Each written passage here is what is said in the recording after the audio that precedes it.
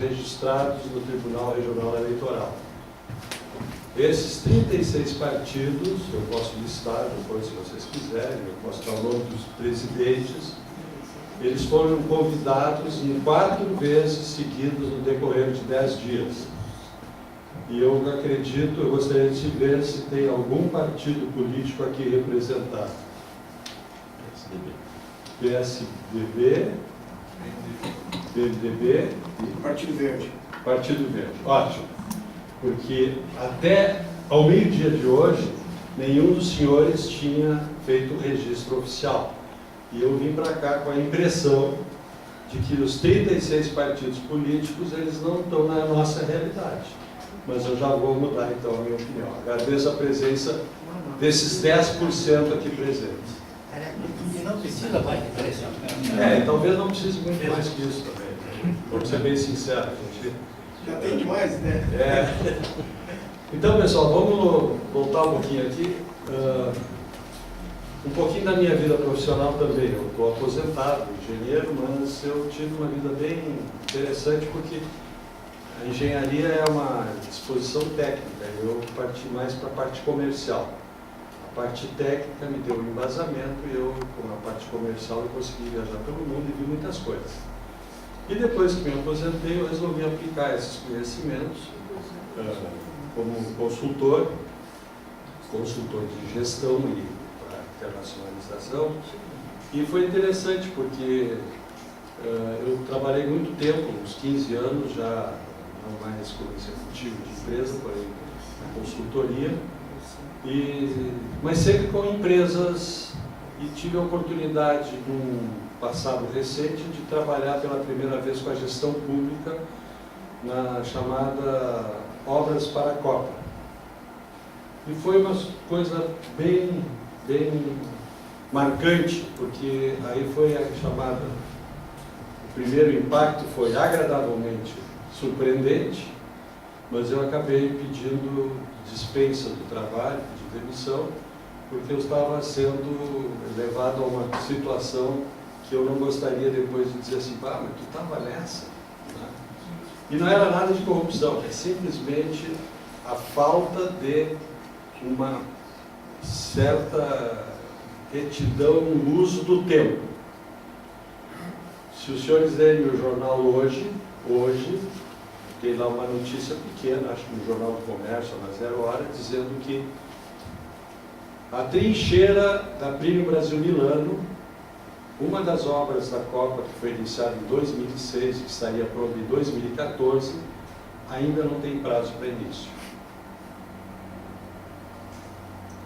Das obras da Copa, então só para os senhores saberem por que da minha decepção, eram 22 obras que entraram dentro do contexto da Copa em Porto Alegre e foram financiadas, etc. Dessas 22, por ocasião da Copa, 3 já estavam prontas.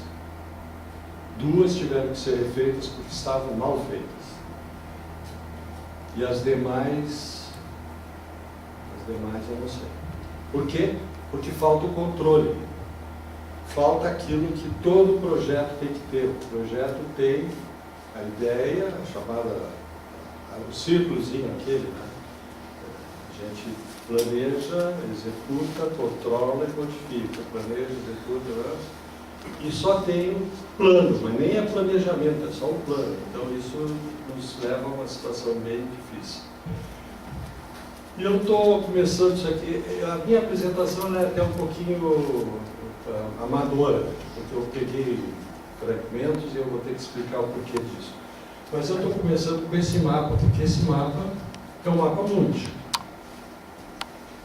Os senhores reconhecem que esse é o mapa Mundi. Ainda está invertido? É que eu queria chamar a atenção que esse mapa Mundi é o mapa que hoje prepondera nas negociações comerciais. Fazem 10, 12 anos aproximadamente que o Pacífico tem maior volume de negócios que o Atlântico. Ou seja, o poder econômico se deslocou de um mar para o outro.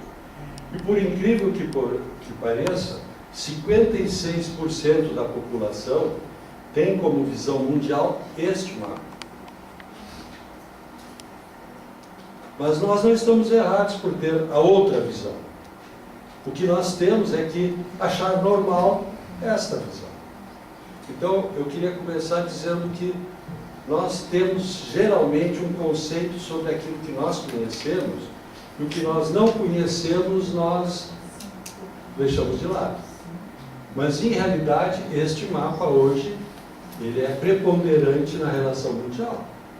E nós vamos ter que nos adaptar a ter essa visão com mais frequência.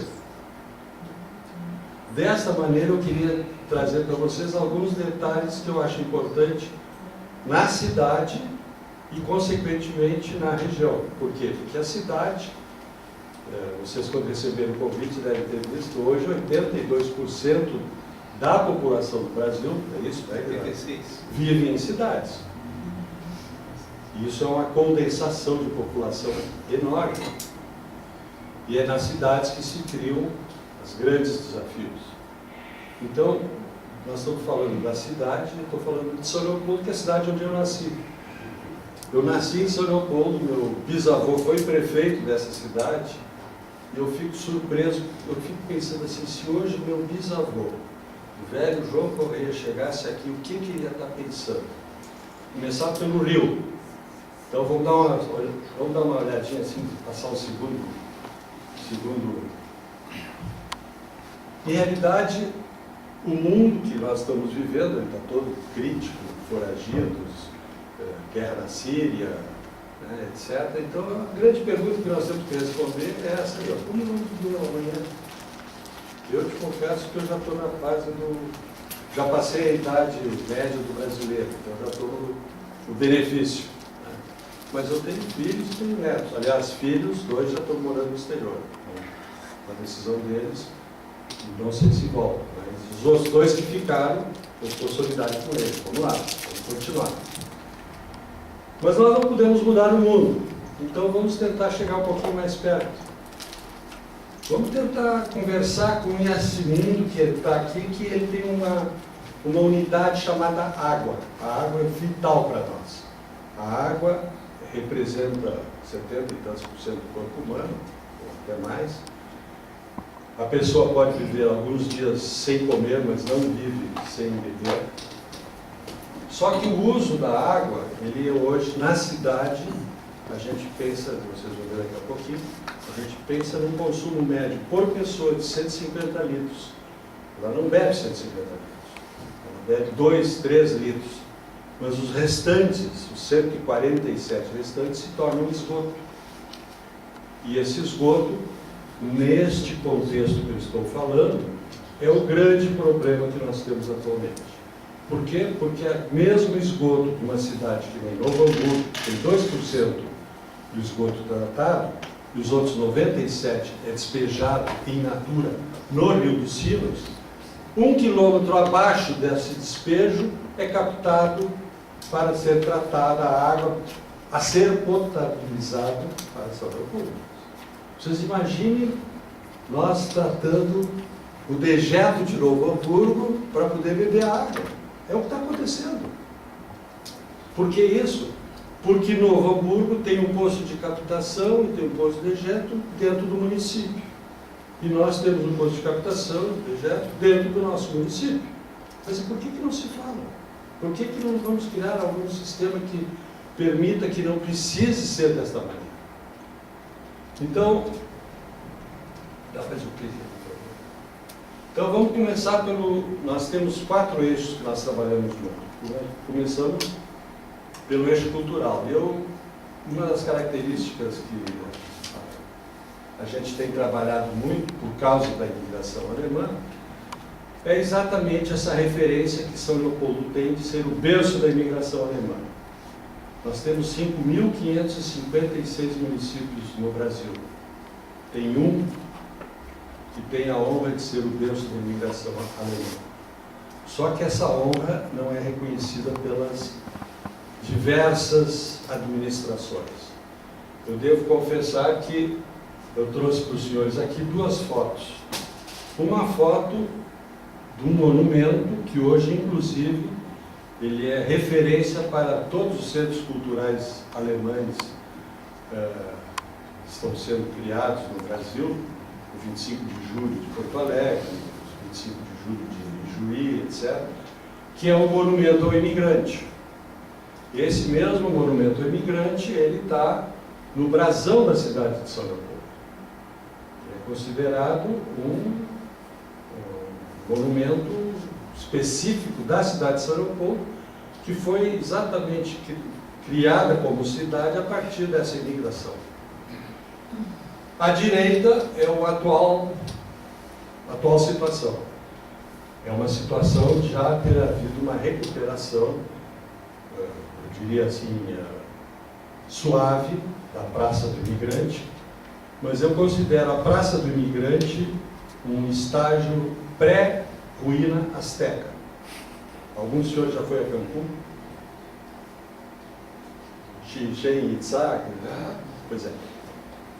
Tu vê melhor a ruína asteca do que tu vê o nosso monumento.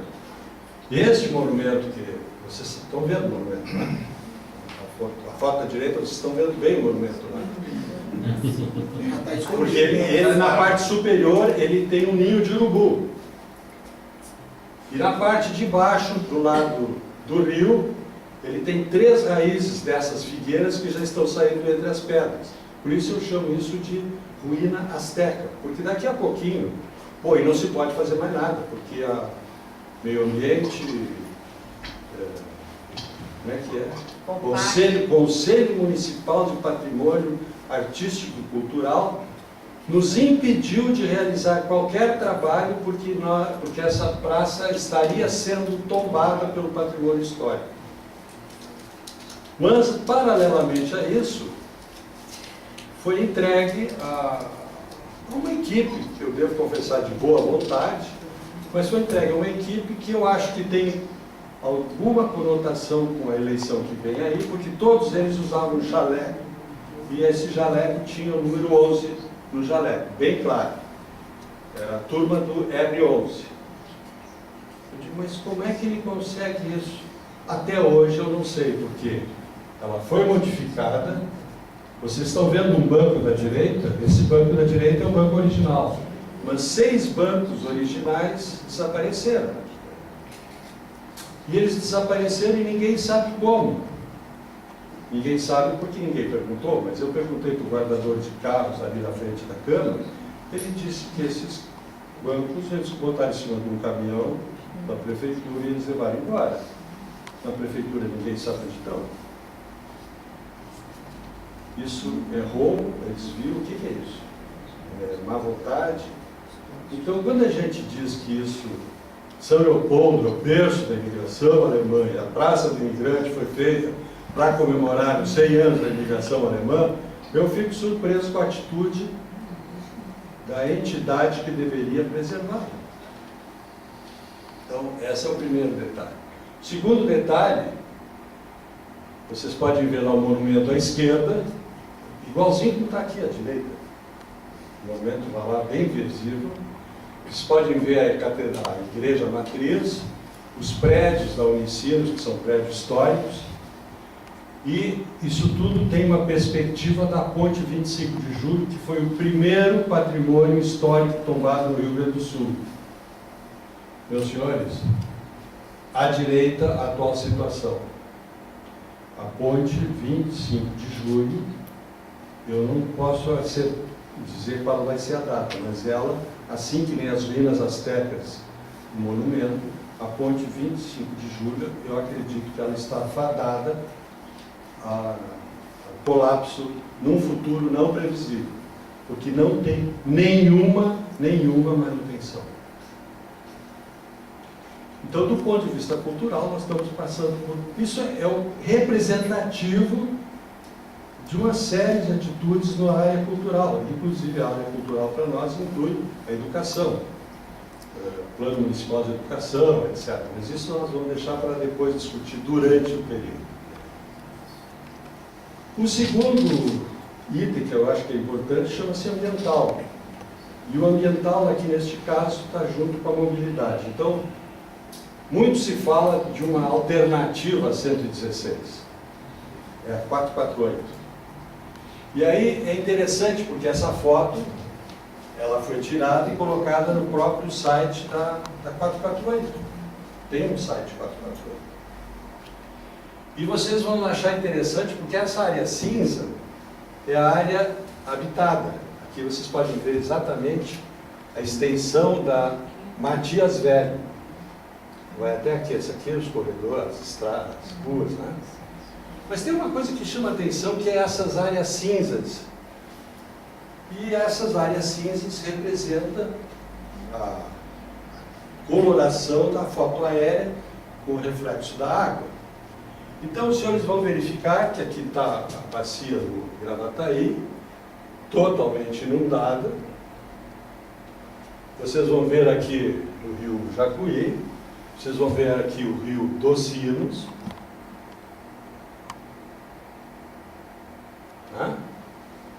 E vocês vão ver que essa coloração de água existe aqui, existe aqui, existe aqui. Opa, mas espera um pouquinho. Isso aqui é o quê? Isso aqui é um dique de contenção da água do rio dos Sinos? Ou é um dique de contenção da água do lado de cá? Desde quando começou a dar aquelas enchentes em Esteio e Sapucaia? Foi antes ou depois da 448? Depois. Depois? Antes não tinha? Por que será? Porque a 448, a previsão é que ela seria feita por elevadas. E casualmente ela foi feita por elevadas na parte que não tem banhado. Ela tem uma parte elevada, onde não tem banhado. Onde tem banhado, ela tem o verdadeiro dique. Bom, o que a gente vai fazer? Está feito. Agora nós temos que comer. Mas a gente pode evitar porque tem uma outra estrada chamada Rodovia do Progresso, do outro lado, que eu olho lá de cima da lomba e eu vejo direitinho que beleza de lago que vão construir aqui. Porque eles vão fazer uma estrada que vão ter duas pontes. Uma estrada de 12 quilômetros pelo meio do banhado com duas pontes e vai surgir a mesma situação disso aqui. Só que essa estrada, graças a Deus, ela está dentro do plano do governo. Ela era prevista há 16 anos atrás e até agora não tem ainda o início da licitação. Então, dá para resolver. Mas tem alternativas para fazer exatamente isso que foi feito aqui. Então, do ponto de vista ambiental, isso aqui eu acho que é um crime. Mas, desculpa eu perguntar, alguém conhece alguém que foi penalizado por um crime ambiental? Não, está todo mundo. Afinal de contas, depois o que acontece? A água sobe, eu perdi tudo, meus móveis. E aí o que acontece? O governo faz uma emergência, aquelas pessoas ganham fundo de garantia antecipado e daqui a 2 anos volta tudo de novo. Por quê? Porque vocês acham que esse banhado ele terminava aqui? Ou esse banhado ele vinha até aqui? E essa área que está loteada, chamada bairro Matias Velho, vocês acham que esse bairro era um bairro, do ponto de vista ambiental, factível? Acho que não, mas está feito. Vamos evitar que seja feito de novo. Então, ao mesmo tempo que eu falo da 448, eu já vou falar um pouquinho da mobilidade. Nós temos uma RS 118. A RS 118 é mais ou menos que nem o equipamento antineblina do Salgado Filho. Eu tinha uns 16, 17 anos, fiz faculdade, eu entrei para a faculdade a fazer estágio, e a gente tinha que viajar para São Paulo para fazer estágio, São Paulo, Rio de Janeiro. E aí, sempre que a gente ia pegar o avião saía meio-dia porque tinha neblina, ou às 2 da tarde. Aí, quando eu me formei, eu descobri que, como profissional, eu não podia chegar atrasado, então eu viajava um dia antes para São Paulo por causa da neblina. Aí eu dormia em São Paulo, no outro dia eu estava no horário, lá em São Paulo, etc. Sem problema. O meu amigo hoje, ele chegou a que horas? Chegasse aqui, Renato? 5 da tarde. A previsão era chegar às meio-dia e 15, meio-dia e 40. Né? Por que isso? Porque aquele equipamento antineblina, etc., que foi colocado há 2 anos atrás para a Copa, aquele equipamento, ele não conseguiu funcionar, e houve um atraso do voo, cancelamentos de voo, etc., etc., e o Guilherme era para chegar às 15 para as 2, 15 para 1, 15 para as 2, chegou às 3h30, 4 da tarde, tá? Às 5, chegou às 5, porque ele conseguiu trocar de voo, porque a previsão é que ele chegasse hoje às 9 horas da noite. Então, assim que vem esse sistema de prevenção da neblina, essa rodovia aqui, porque eu era criança, começou a surgir essa alternativa, todo mundo ficou maravilhado. E a gente começou a usar essa. E aí começou a surgir um tráfego maior, então vamos duplicar. E essa duplicação, acredito, já é plano de governo de, acho que de 4º governo. São 16 anos que ela está sendo duplicada. E o ritmo é alucinante, nós estamos chegando já a quilômetro por ano. Mas sempre está nos planos do governo fazer a 448. E quando os municípios se reúnem e sugerem para o governo estadual que faça pedágio e que licite, etc., o governo diz que não precisa. Não precisa, deixa assim. Então, eu aproveitei, estou dizendo que é a 118, e aproveitei a foto que eu achei muito interessante, porque isso aqui não foi feito por mim, talvez até a maneira como foi feita um pouquinho didático, porque é letras não muito ordenadas, não é itálico, não é negrito, não é nada disso, é só a rodovia da vergonha. Então essa é a parte da mobilidade que nos afeta. E quando eu falei da 448, os senhores já devem ter viajado por alguns lugares do mundo. Vocês conhecem algum aeroporto, desses do mundo que eu estou falando, que não tem uma ligação férrea com a cidade?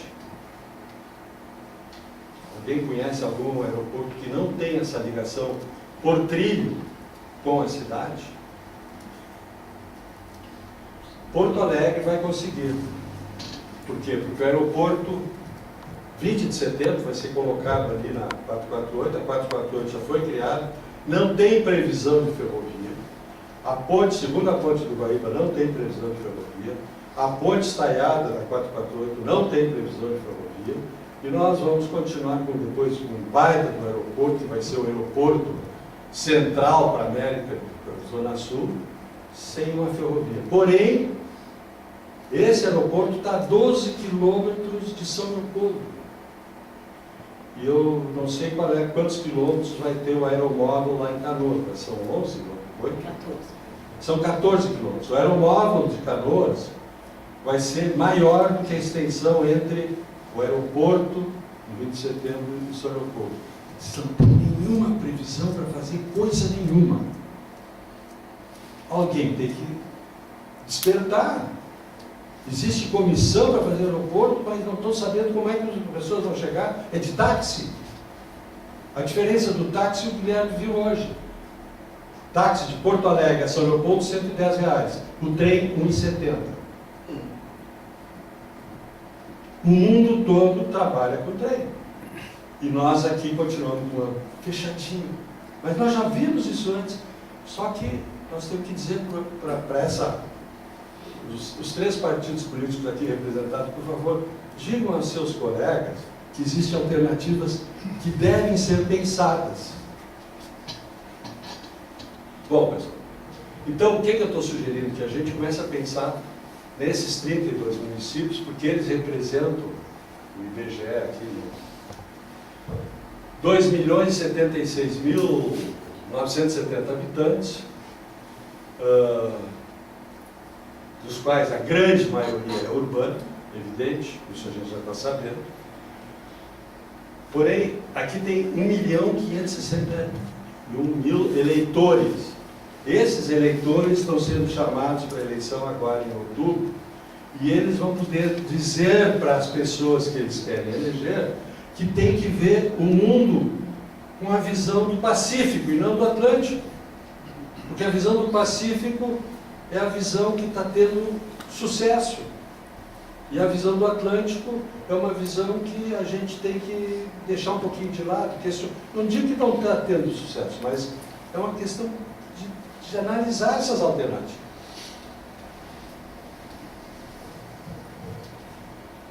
Do ponto de vista mobilidade, então a coisa fica complicada, porque eu todos os dias eu escuto no rádio, pego qualquer rádio da região, existe um congestionamento na ponte do Rio dos Sinos. De manhã é no sentido interior capital, logo mais à tarde no sentido capital interior.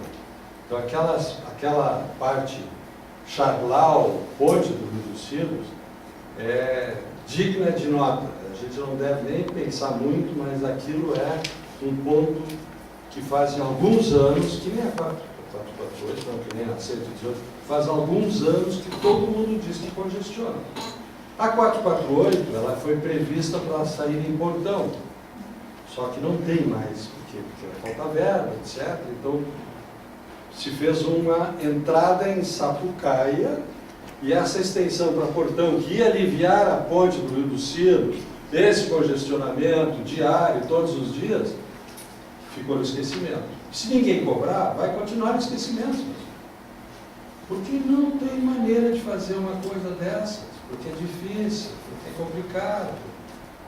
Então, mas só para ter ideia, 325 mil pessoas dia são transportadas por esse trem que vai de Novo Hamburgo a Porto Alegre.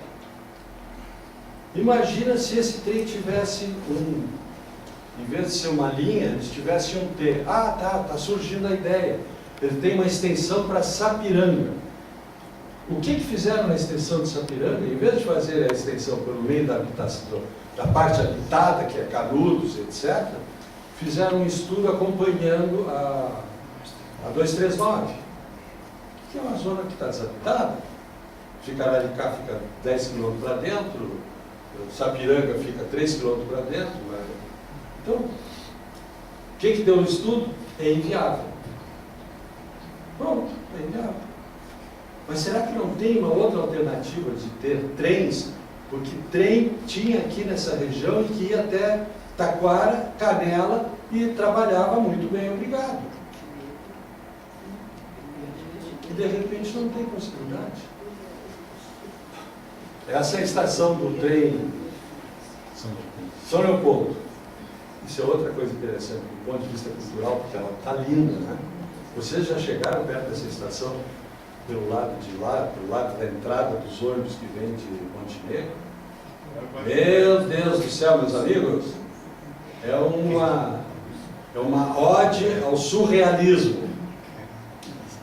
A entrada da estação, aquilo tudo está pichado, sujo, gasto. A entrada oficial do Museu do Trem, que é ali por baixo da estação, está fechada. Os trens estão pichados. Sistema cultural. Então, do ponto de vista ambiental, por dia, 31.500 metros cúbicos por dia de esgoto sanitário são lançados no Rio dos Sinos. E ninguém está sabendo o que vai acontecer com isso, mas isso vai. De repente morre peixe, e aí descobre que tem um curtume lá que é culpado. Culpados somos nós que precisamos nos alimentar e depois as necessidades fisiológicas determinam que a parte disso seja depositada em algum lugar. Quantos municípios têm tratamento de esgoto acima de 10% desses 32? O senhor sabe? 4. São Leopoldo é um deles, né? São Leopoldo é um deles. São Leopoldo é um deles. Mas Novo Hamburgo, logo depois de São Leopoldo, tem 13%. Tem um plano que vai chegar a 10%. 31 mil metros cúbicos, se vocês querem materializar, a gente fala no número, pega uma caixa d'água de 1.000 metros cúbicos, de 1 metro, e coloca uma do lado da outra, vai dar 31 mil metros. 31 mil metros são 31 quilômetros de caixa d'água esticada, que todos os dias vai para dentro do rio. Puro esgoto. No outro dia, 31 quilômetros de esgoto para dentro do rio. No outro dia, mais 31 quilômetros de esgoto para dentro do rio. É complicado. Daí a situação, ó. Nós somos, alguns de vocês são bicolores, talvez por opção esportiva, mas todos nós somos bicolores. Nós temos duas cores. E aqui é a parte de São Leopoldo lançando seus dejetos no rio. Mais acima, vem da margem direita, em direção à casa de bombas de São Leopoldo. Isso, fala no microfone, tio. Bota mais perto do microfone. E agora, uma situação bem crítica, porque recentemente nós fizemos o chamado Plano Municipal de Educação. O Plano Municipal de Educação foi obrigatório para todos os municípios e eu participei de uma certa fase desse plano. Esse plano dá as diretrizes da educação básica em cada município. E eu fiz um levantamento para fazer esse plano, eu trouxe um levantamento na região, aí não é só os 32, surgiu alguns dos municípios também foram incluídos nesse estudo, mas na região o IDEB de 2011, em São Leopoldo, ele ficava nas escolas municipais, séries iniciais. São Leopoldo ficava em 44º lugar entre 46 municípios. Nas séries finais, ele ficava em 27º lugar entre 37 municípios. A diferença é porque alguns municípios nem apresentaram dados, mas a certeza é essa.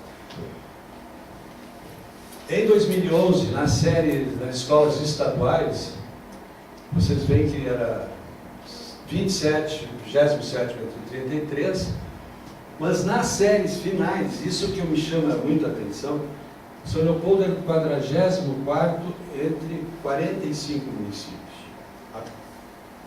3,1 IDEB. Eu não fiz o IDEB. O IDEB é a fundação lá do NEP.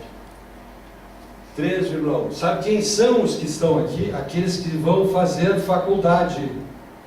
É a série final do segundo grau, escola fundamental. É aqueles que já vão fazer o curso técnico, vão para a faculdade. E São Leopoldo está nessa situação. Estava. No ano de 2013 melhorou. 3,1 passou para 3,4 e nós passamos para 35º e 38. Mas eu acho que isso é apenas consolo, porque o berço da imigração alemã, Colégio São José, Sinodal, etc., numa situação dessas.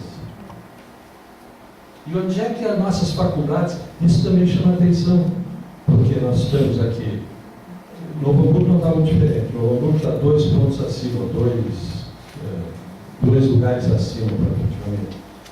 Nós temos Universidade Fevale, nós temos a Unicinos, nós temos a UBRA, nós temos a La Salle, nós temos a Facate, nós temos aqui na região praticamente 5 unidades de ensino superior que estão sendo vamos dizer, abastecidas com esse tipo de conhecimento. E o que vai ser daí, senhores? Então nós temos que começar a pensar seriamente que esse é um problema que nós vamos ter que resolver. Qual é dos partidos que põem isso como objetivo? São Leopoldo, vamos lá, o PV, o PMDB, o PSDB. Vocês, por favor, coloquem isso em discussão dentro do partido, porque nós temos que mudar, porque o Plano Municipal de Educação já foi feito. E qual é o objetivo do Plano de Educação que os senhores aprovaram lá na Câmara de Vereadores em junho deste ano? Qual é o objetivo do IDEB de São Leopoldo? Algum dos senhores sabe? Qual é a meta? Onde é que o IDEB entra no Plano Municipal de Educação de São Leopoldo? Algum dos senhores sabe? Entra ou não entra? Entra ou não entra? Não. Os senhores não sabem? São os netos, os filhos nossos que vão estudar nessas escolas. Onde é que entra o IDEB no Plano Municipal de Educação? Não entra. Não entrou. E foi aprovado. Bom, e daí? E daí, meus senhores? O que a gente pode fazer? Eu tenho 2 filhos que renovaram o passaporte. E tenho 2 que insistem em dizer que dá para fazer, velho. Vai lá, põe tua marca passa a funcionar e vai lá. Tu está ganhando para isso. Opa, estou ganhando de tudo. Então, vamos lá. Isso é o lado que eu considero razoável. A gente está falando de coisas que acontecem. Mas hoje aqui eu quero que vocês percebam também que isso tudo que eu estou falando tem solução. Tem solução porque existem métodos de trabalho, e aí, lógico, cada um vai ter que adaptar, mas existem métodos, e aí o Guilherme vai ter uma responsabilidade muito grande de poder convencer vocês que esse método existe. E esse método ele tem um reflexo na estrutura da gestão pública que fez com que eu voltasse a acreditar que é possível. E aí a Poliana vai ter a gentileza de mostrar como é que a gente pode fazer isso. Neste meio tempo, nós vamos ter aqui também a possibilidade de acompanhar isso, porque nós já temos na nossa sociedade uma coisa que todo mundo quer ter e que não tem. É um observatório dessas políticas públicas. A Unicinos tem especificamente no seu corpo técnico uma equipe preparada para analisar esses índices. E nós vamos ter a oportunidade de ver uma apresentação aqui da diretora da Observacinos, mostrando que se alguém quiser fazer, existe a possibilidade de acompanhar. É uma espécie de controle salutar. Bom, por isso desculpa, eu me despedi um pouco demais, mas agradeço, obrigado, e vão acreditar que vai dar certo.